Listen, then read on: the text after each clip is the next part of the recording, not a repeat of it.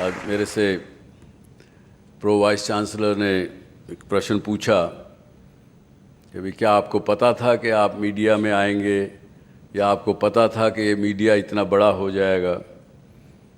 तो मेरे जवाब से वो शायद थोड़ी सी डिसअपॉइंट हुई। मैंने कहा नहीं, मुझे नहीं पता था। तो उन्होंने कहा कि आपने तो हमारी जो सारी थियोरी है कि फ्यूचर का सोच के प्लान करके सब कुछ करना चाहिए, उसको ही आपने धराशायी कर दिया। तो मैं ये मानता हूँ पर्सनली, आप सोचिएगा ठीक है कि गलत है, हो सकता है मैं गलत हूँ, कि if we can live in the present then we will concentrate, we will have our action will be dynamic, we will do right thing, we will do the task to the fullest 100% and you will succeed.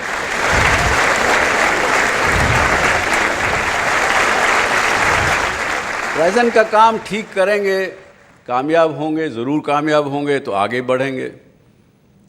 आज का काम आज का करिए पूरी तरह से। मुझे आगे बढ़ना है, ये तो तय है। जीवन में सफलता प्राप्त करनी ये तय है, इसके बारे में कोई सोच विचार की आवश्यकता नहीं है। लेकिन करिए उसी प्रकार की चीज़ जो आपको अच्छी लगे करने के लिए। अगर बल्कि आज आप सब इतने विद्वान गुरुजन हैं, यदि कोई एक पद्धति शुरू कर सकें, सुझाव है, मुझे नहीं पता कैसे कर पाएंगे। आपके स्टूडेंट जब एडमिट होते हैं, एक टेस्ट कीजिए उनका कि what is their talent. Talent test करिए। और टैलेंट जो मैं समझता हूँ उसमें सिंपल सी बात है कि जो चीज़ करने का मन आपको बार बार करे, या जो बात और जो काम आप बार बार करते हैं, that is your real talent. उसके अनुसार अगर शिक्षा उस स्टूडेंट को दी जाए, उसी बात की शिक्षा दी जाए, तो मेरा ख्याल से we will be able to have very very good fantastic result.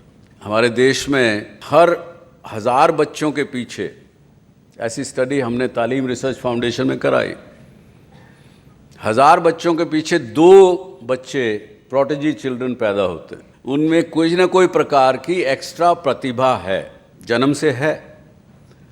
लेकिन हमारा समाज, माता पिता, अध्यापकगण, आसपास का वातावरण, जब वो बच्चा आगे बढ़ने का प्रयास करता है, उसको रोक लेते हैं, क्योंकि हम पहचान नहीं पाए कि उसके अंदर इट्स अ प्रोटेजी चाइल्ड।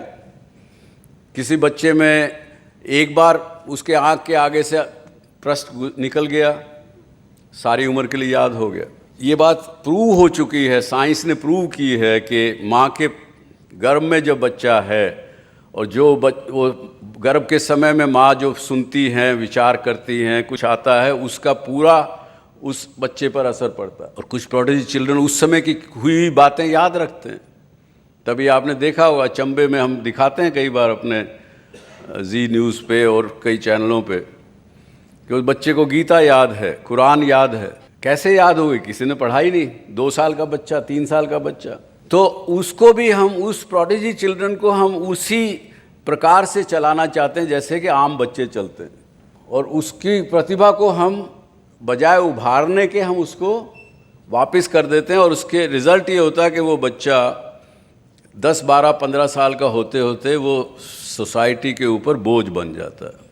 तो आज एक सिंगापुर जैसा छोटा देश, अपने मुंबई से भी छोटा पूरा देश है सिंगापुर, उसके अंदर 3 कॉलेज हैं प्रोटेजी चिल्ड्रंस के लिए अलग, स्पेशली मेड फॉर प्रोटेजी चिल्ड्रन। क्योंकि वो बच्चा, 8 साल का बच्चा आज एक ग्रेजुएशन की शिक्षा ले सकता है और उसको एक्सेल कर सकता है। लेकिन हम चाहते हैं कि वो जब बाकी बच्चों के साथ पढ़े तो वो फ्रस्ट्रेट हो जाता है। अपने लिए तो हम सब करते हैं, समाज के लिए, दूसरे के लिए भी कुछ करें, और हम कर सकते हैं, ऐसा कुछ नहीं है विषय।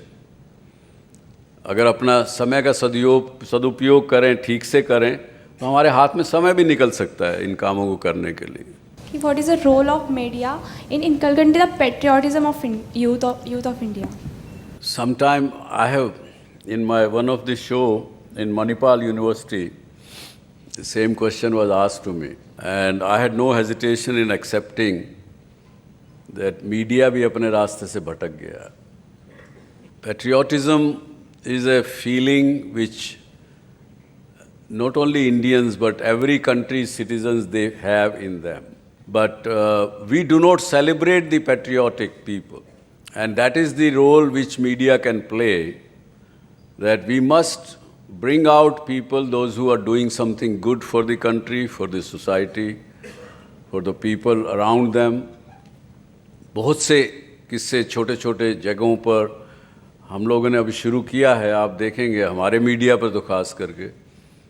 We will celebrate those people, those who are not kind of have been seen ever by the society, and that itself will promote patriotism, which will motivate other people that मैं भी कुछ ऐसा करूं.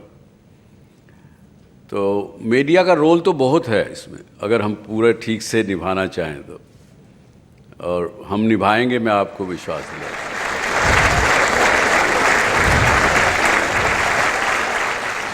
So what is your opinion about the projection of women in daily soap? On one hand, when I go overseas, तो लोग मुझे बोलते हैं कि आपके Indian women are very strong. So मैंने कहा क्यों कह रहे हो भाई? बोला नहीं, वो सोप सीरियल में देखते हैं वो 2 किलो गहना लदा हुआ सोती है और वैसे उठ भी जाती है.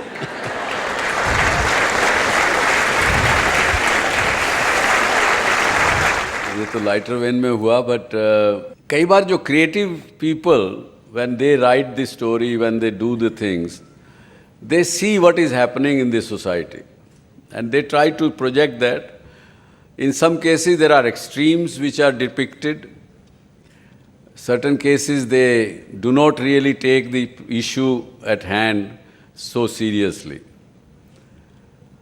But if we can still remain, and which we try to, we try to, as a television medium, we are trying to keep away ourselves from shows like Big Brother, this and that. Many people tell me, when they write to me, they write that we are not able to watch Indian television, father with daughter, brother, sister, that kind of a thing.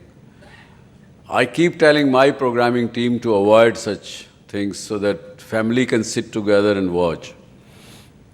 But women depiction is, as I said, that in some cases there are extremes. In some cases they are being treated very lightly. But I don't know, if you have any suggestions, please do write to me.